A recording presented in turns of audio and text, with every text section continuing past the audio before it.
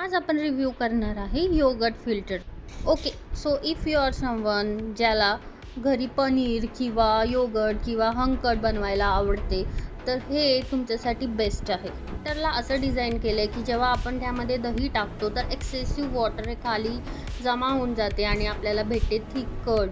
Let's see की आपण यामध्ये Greek yogurt which is of mango flavour कसं बनवू शकतो.